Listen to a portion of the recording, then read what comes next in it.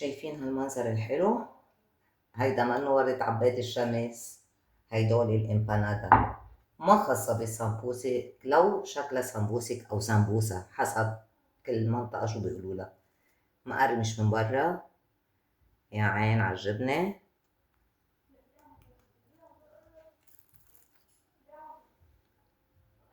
سعيدة. اليوم بدنا نحضر سوا عجينة الامبانادا. بدنا نعمل امبانادا كاملة.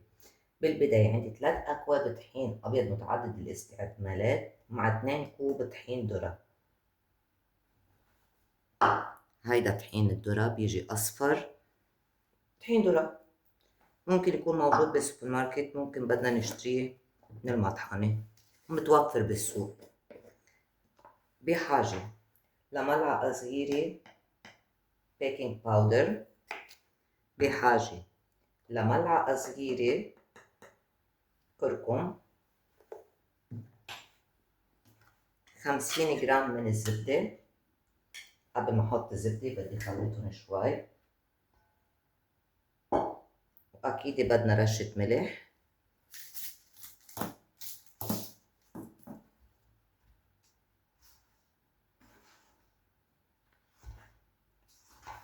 عم بخلط الطحين لانه عندي نوعين من الطحين، بس بنعتمد الطحين الذرة.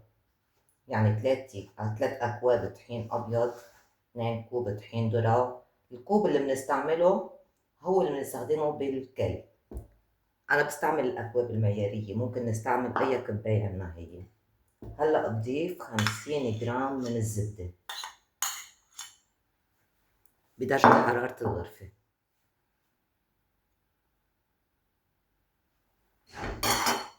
لأن الطقس عنا دافي،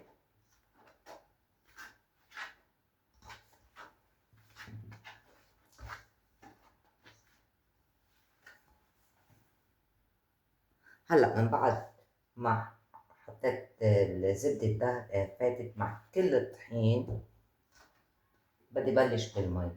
عندي 2 كوب من المي، وبدنا نشوف قد ايه ممكن نحتاج، لأنه العجينة بدي هي وسط، ما بدي هي قاسية وما بدي هي طرية.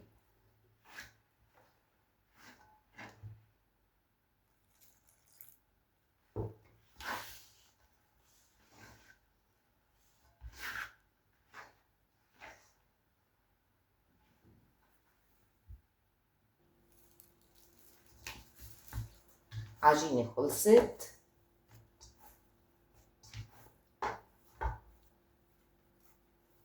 طرية شوي ما بيأثر، لأن طحين الذرة بحب المي. يعني هلأ بيمتص المي الزايدة إذا في زيادة مي.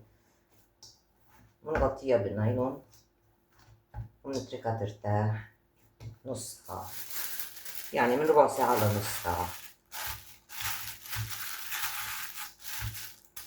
ما ننسى عجينتنا لا فيها خميرة، فيها بيكنج باودر. بهيدا الوقت هحضر الحشوة تبعيتي. أنا بحاجة لبصلتين، بحاجة لحبة فليفلة حمرا، حبة فليفلة خضرا، نص كيلو لحمة. وبقليهم مثل أي حشوة على النار. البهارات بهار أسود، بهار حلو، وقرفة. فينا نحط 7 بهارات، الشي اللي انتو. وهلأ بعد نص ساعة العجينة أكيد ارتاحت، بدنا نشتغل فيها.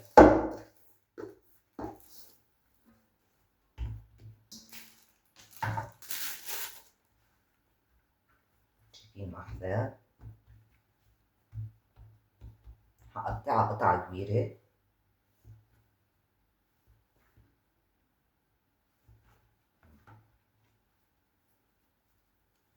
وكورها واتركها ترتاح شي 10 دقايق مش أكتر، ومنبلش فيها دغري. بتكون الحشوة تبعتنا بردت. هيدي بعد ما قطعناها كورناها، برجع بغطيها بالنايلون 10 دقايق ومنبلش شغل فيها.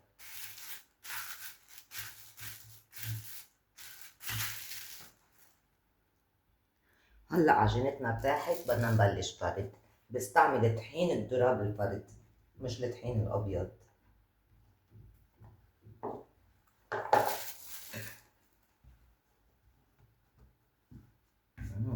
بتجنن العجينة، مريحة. بفردها برجع لكم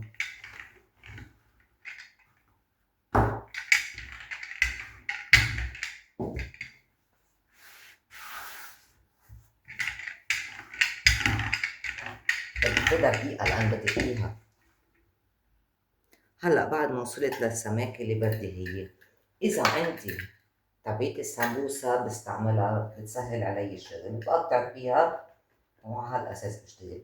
ما عندي هي فيني استعمل أي قطاعة، كاسة، كباية، أي شي أنا بفضله. عندي جبنة مبروشة، استعملت الموتزاريلا والتشيدر، كل واحد بحب الجبنة اللي بحبها بيستعملها. نص كيلو لحمة حطيت له 3 بصلات صغار، حبة فليفلة حمراء وحبة فليفلة خضراء.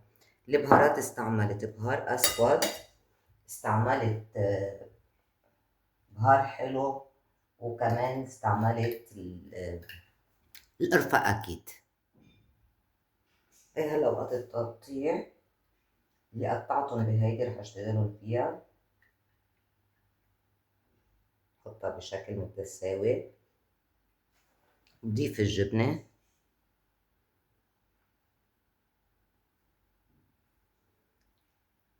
حطيت الجبنة، بحط اللحمة،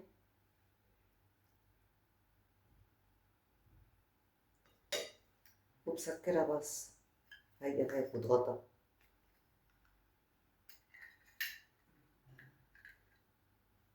تطلع معي مرتبة وحلوة. إذا ما عنا إياه نستخدم أي قطاعة بدنا هي. كمان بضيف الجبنة، الحشوة تبعيتي،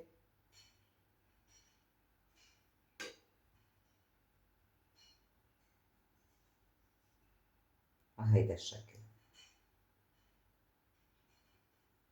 عجينة كتير طرية، كتير حلوة وسهلة بالفرد. حابين نعمل لها هيدا الديزاين اللي نحن معودين عليه هيك.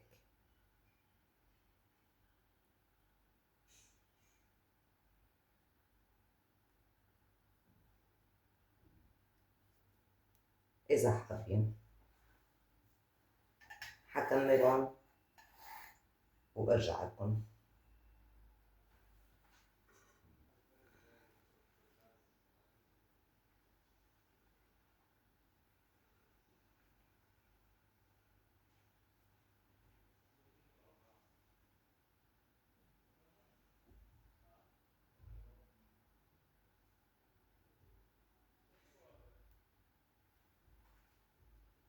وهلا بدنا نبلش بمرحلة القلي. مفروض أنا تلجهم شوي بالفريزر بس ما راح أقدر أنطر كتير.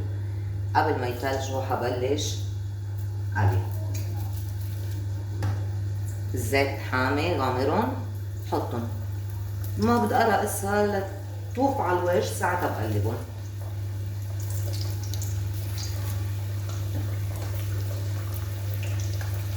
طحين الذرة اللي رقينا فيه بيطوش على الزيت. هيدا الأبيض منه بيبقى أبيض ما بيكسر، بيبقى بالزيت ما بيكسر.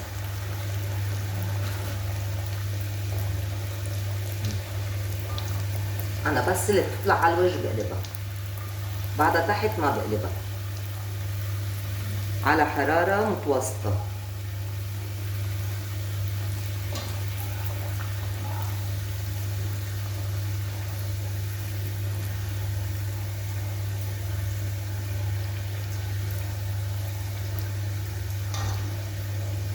دغري بلشوا ياخدوا لون. عجينة كتير رقيقة أصلا، دغري بتستوي.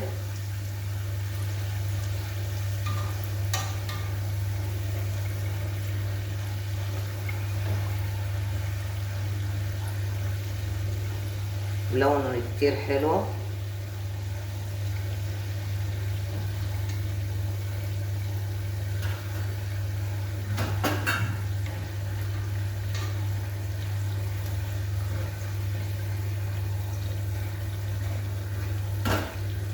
بيشبهوا السمبوسك لكن الطعمة والعجينة كلها غير، حتى الحشوة غير.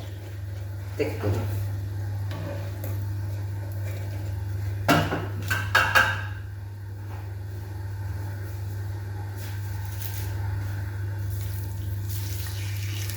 وما بيشرب زيت، هيدا أهم شي.